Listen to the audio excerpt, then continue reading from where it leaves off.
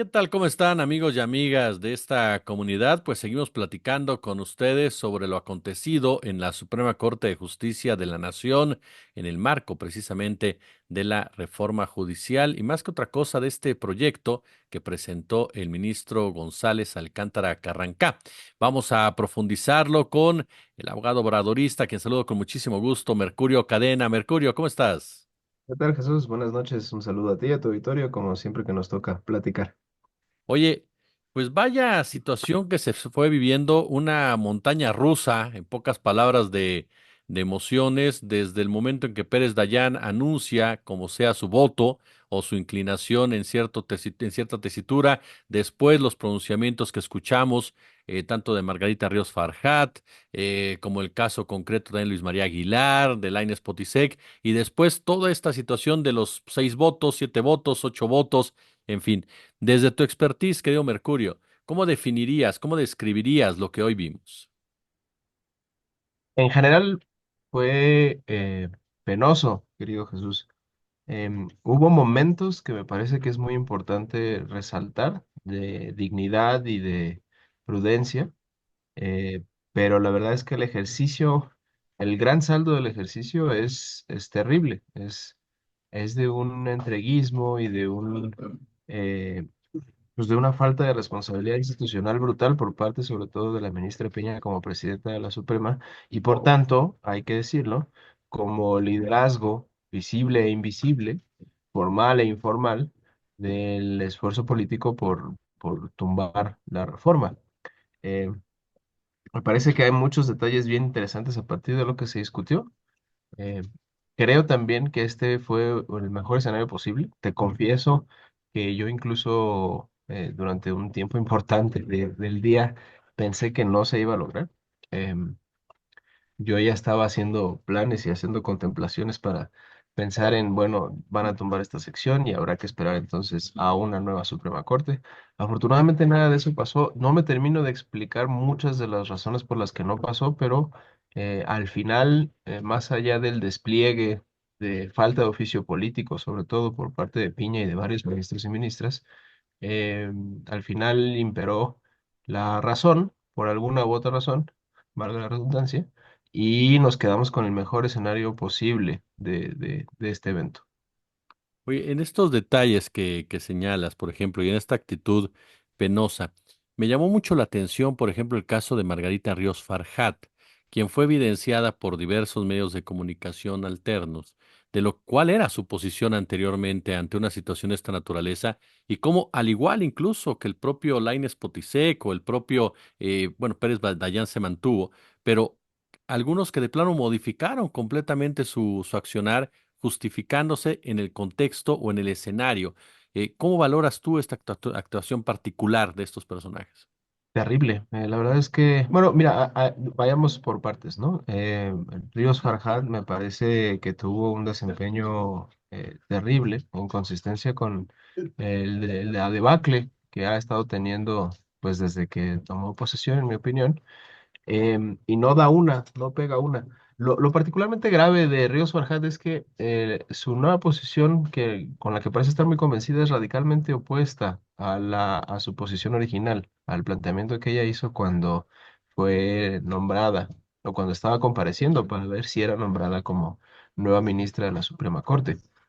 Es decir, ella era de las que claramente se decantaba por la no existencia de cláusulas pétreas, que no es otra cosa más que los artículos que a partir de una disposición expresa de la Constitución o de una historia, ¿no?, de interpretación, jurisprudencia se le dice en derecho a esas interpretaciones, se asume, se afirma, se introduce en el sistema jurídico la idea de que hay, digamos, artículos constitucionales de primera y artículos constitucionales de segunda.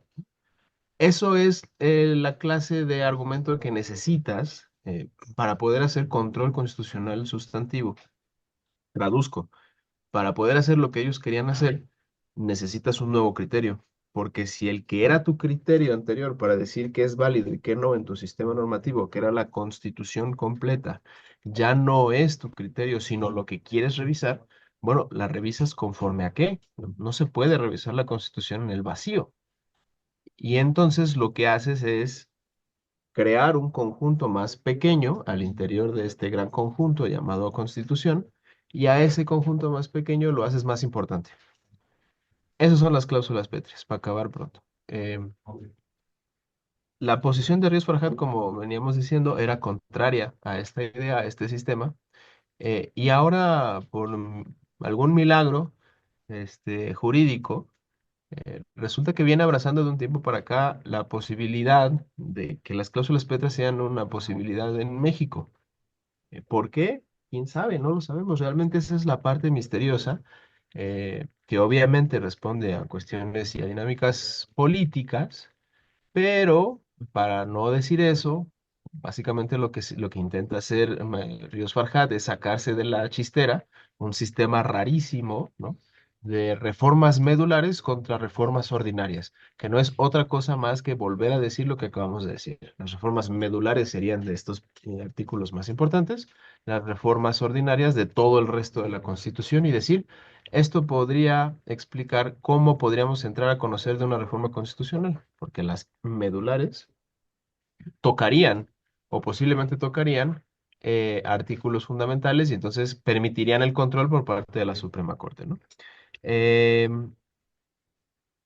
pena, la verdad, porque no termina, por ejemplo, de decir cuáles serían los artículos que conformarían estos artículos de primer nivel, por qué es una reforma medular a diferencia de lo que sería una reforma ordinaria, por qué en ese sentido, ¿no? Cuando menos Carranca, pues en su proyecto hace el intento, ¿no? O al menos expone cuáles son las razones por las que él piensa lo que piensa. Ríos Farhat solo establece este sistemita para entonces, y eso quizás es lo peor, salir y decir, no cambié de criterio, ¿eh? Lo que pasa es que cuando a mí se me convocó y a mí se me estaba evaluando, yo estaba hablando de las reformas ordinarias nada más. Ah, mira, qué conveniente. Un sistema así de importante y solo hablabas de las reformas ordinarias. Entonces, la verdad es que lamentable, lamentable su papel. De otros, pues muy, muy interesantes, en específico quienes han mantenido como una razón de ser, me parece que muy, muy valiosa. Em, pero bueno, creo que de todo se puede decir algo importante, querido Jesús. Oye, este punto de que hubiera 6 ministros que decidieron no respaldar la decisión de Norma Piña de disminuir el número de votos necesarios para avalar una acción de esta naturaleza, y entre estos votos te topas a un Luis María Aguilar, que todo el mundo sabemos la relación que tiene con Ricardo Salinas Pliego, a un Mario Pardo que había mostrado su resistencia a esta reforma. Nos marcó también los límites dentro de este mismo grupo, este mismo bloque de ministros, límites a los cuales algunos no quisieron de plano ya cruzar ante lo que se podría venir después de tomar una determinación ya de esta naturaleza y con base en lo que estaba proponiendo Piña. Yo creo que sí, Jesús. Y mira, te confieso que esa es la parte más oscura de todo lo que pasó hoy, para mí al menos. Hoy lo que alcanzo a ver solo me permite hacer un reconocimiento público, que ya hice por Twitter también, a los ministros y a las ministras que decidieron hacer una interpretación sistemática de la Constitución y reconocer que lo sensato era estar por la inaplicación del artículo que establecía como umbral 6 votos en lugar de 9. Desde una interpretación sistemática, pues había que vincular no solamente el umbral, sino también al total de integración que le da sentido a ese umbral, ¿no? No tiene sentido un umbral de 6 votos para una mayoría simple, digamos, cuando ya tu total son 9. Claro. Más bien, sí, tal cual, ¿no? Entonces, más bien, esa es la relación que tiene sentido. Lo que no tiene sentido es un umbral de 6 cuando tu conformación sigue siendo de 11, ¿no? Lo que pasa es que había que meter interpretación para vincular estos dos puntos, ¿no? Lo que estaba haciendo Norma Piña y demás, en términos técnicos, en términos políticos sabemos que su intención era muy clara, pero en términos técnicos lo que decía Norma Piña y compañía era no, hay que hacer una lectura literal de la Constitución, y hoy ese artículo que no se está atacando dice 6, y por lo tanto, aunque seamos 11, necesitamos 6 votos para poder proceder. Lo que dijeron todos los demás fue, no, si hacemos una lectura sistemática, histórica, etcétera, la razón de ser de ese umbral responde a que nuestro total era 11. Por lo tanto, si seguimos siendo 11, el umbral que se debe imperar es el de la regulación anterior mientras sigamos siendo 11, es decir, 8 votos. Yo te confieso una cosa, ese es como el argumento técnico jurídico. Eso no termina de explicar lo que vimos, francamente, y hay que decirlo. Mi reconocimiento en términos jurídicos, pero algo pasó, Jesús, o algo no estamos viendo como suele suceder en estas cosas y es normal, ¿no? Hay arreglos y hay manejos estratégicos de alto nivel que evitó que pudiendo entrar al campo de batalla de lleno y decidir todos los 8 ministros que valía la pena defender lo de los 6 votos y por lo tanto tratar de imponer la invalidez de la reforma, se echaron para atrás. Y la mayoría, bueno, sí, al final la mayoría interpretaron que eran necesarios 8 votos. La pregunta aquí de fondo es, ¿por qué? ¿Fue solo una cuestión de vocación jurídica? Eso es lo único que se alcanza a ver y quizás lo único que se alcanzará a ver, Jesús. Y por lo tanto yo me remito simplemente a reconocérselos a quienes yo pensé, de hecho, en términos personales, y esta es la razón por la que en un momento prolongado del día pensé que sí le iban a tumbar. A mí lo único que me corresponde es reconocérselos, pero la duda sigue. No me queda muy claro por qué, dada la disposición que tenían y tal, decidieron recular. Eh, Quiero creer que es porque alguna prudencia todavía cabe dentro de estos actores políticos que asumieron una responsabilidad histórica de lo que podía suceder si no asimilaban una interpretación sistemática, pero la verdad es que no podemos tener certeza de ello. Lo que es un hecho es que haya sido por las razones que se hayan atravesado en el camino, pues logramos el mejor escenario posible. Eso iba también, quedó Mercurio. Este es el mejor escenario posible para las diversas partes involucradas, incluyendo a los propios ministros en un momento dado por las consecuencias que podría haber acarreado una decisión contraria, es decir, incluso para la doctora Claudia Sheinbaum, que se anota un triunfo importante en este sentido. Los ministros que estaban en contra de la reforma judicial no cruzan esa línea y todo queda, como bien lo señalas, por lo menos así, en el papel, en lo que vemos superficialmente, en una actitud responsable ante sus propias historias y todo en el marco de lo que viene con la elección de los Estados Unidos. Sí, de acuerdo. Yo creo que fue un momento coyuntural lo que vivimos hoy, Jesús. Y afortunadamente, un poco como pasaba con la Guerra Fría, ¿no? Tenemos como varios capítulos registrados en la historia en donde uno u otro bando estuvo a punto de tocar el botón y al final por X, Y o Z no se tocó y esos momentos son como fundamentales para entender toda la dinámica de la Guerra Fría, ¿no? Porque hubieran cambiado la historia si se hubieran dado de otra manera. Si a alguien le hubiera faltado tantita prudencia, ¿no? Alguien muy importante en la coyuntura que se estaba viviendo, aunque quizá no en el agregado, pero sí en ese momento específico. Algo así acabamos de vivir, me parece. No queda muy claro cuáles son las razones detrás, pero sí, esto eh, es también la decisión más económica para todos y para todas, no solamente para el régimen, esto también le da mucha más estabilidad a lo que viene para la Suprema Corte, eh, evita la necesidad de tener que hacer una lucha interpretativa con el precedente que estuviera dejado a partir de la conformación de la nueva Suprema Corte. Entonces, cierra los cabos correctos y deja las preguntas correctas para el porvenir, incluso en lo que respecta al Poder Judicial. Hablando de ello, querido, ¿qué sigue, por ejemplo? Se van en 2025, ya varios de ellos dijeron no vamos a participar en la elección como tal, pero ¿cómo recordar o cómo será o cómo sientes tú que será esta transición? Porque son todavía varios meses, a final de cuentas, con todo el desgaste que vivió la propia presidenta de la Suprema Corte de Justicia de la Nación. Van a ser difíciles, Jesús. Yo luego soy un poco atrabancado, entonces a veces cada que me toca echar la mano en cuestiones estratégicas, siempre procuro tener una segunda voz, ¿no? Que me ayude ahí a modelar ciertas cosas, a modular sobre todo. Em, pero bueno, creo que esas voces un poco más moduladas efectivamente dirán que este es el mejor escenario porque nos evita muchas cosas, evita posibles juicios políticos, evita salidas violentas, resistencias sin sentido, evita también resistencias internacionales. Entonces, creo que justamente por eso es una buena decisión. Se operaron bien las cosas Y cuando llegue el momento de su renuncia, pues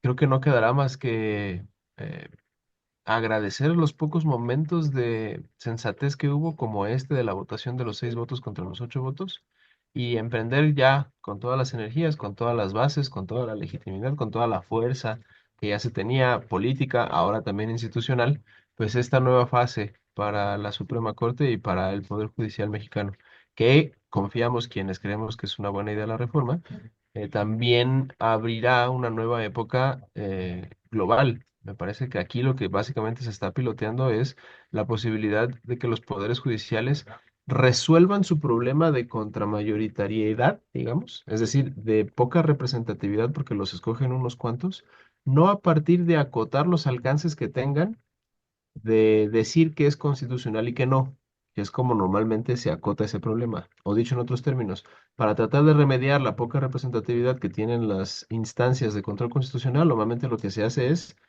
acotar todavía más ese control. Esa había sido como la manera tradicional de resolver el tradicionalísimo problema de falta de representatividad del Poder Judicial.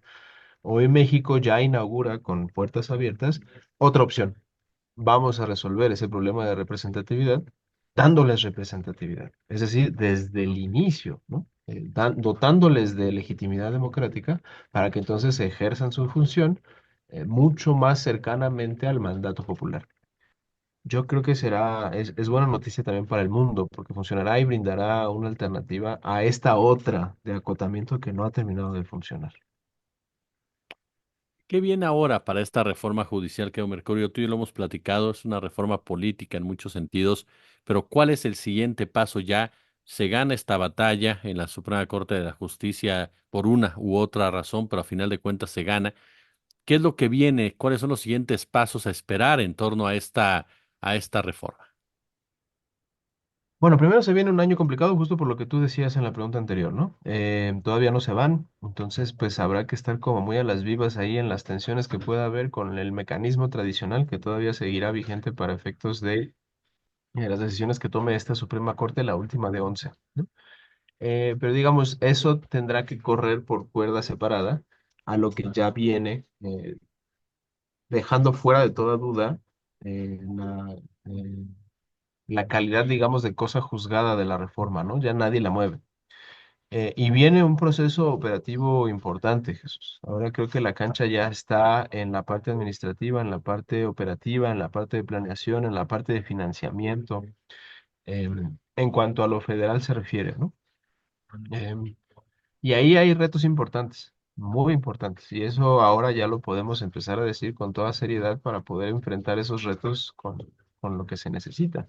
Algunas proyecciones hablan de 34 boletas por persona, ¿no? Con todo lo que hemos establecido.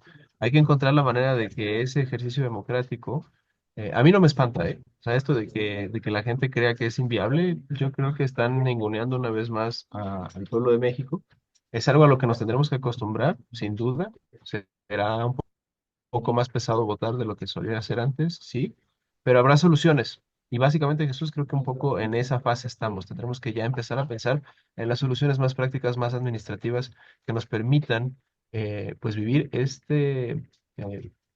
esta nueva escala de democracia que vamos a vivir en México, que vista así, pues hay que celebrarla. No, no estamos hablando, son los problemas que uno asume como proyecto nacional y estatal cuando te tomas en serio a la democracia. Y en ese sentido son, al menos desde mi particular punto de vista, los problemas que quieres tener. Así es que bienvenidos, adelante y sigamos. Eso a nivel federal. ¿Qué viene en lo local? Bueno, pues que termine toda esta transición que acabamos de vivir en lo federal, también en lo local. Afortunadamente, esto que vivimos hoy también termina por consolidar el mandato a los poderes locales para que también se democraticen y también se reformen. Entonces, ahí hay una chamba pendiente importante de los congresos locales. Eh, y digamos que después de eso, pues vendrá lo que empezaremos a vivir en lo federal. Hay un desfase, ¿no?